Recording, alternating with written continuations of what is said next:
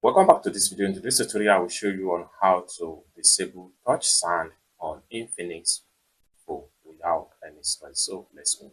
But before we dive into the tutorial, if you find this tutorial useful and you are very new to this channel, remember to click on that subscribe, turn on the notification bell for more useful tutorials. So with that being said, so let's get started. So the very first thing you want to do is to head over to your settings.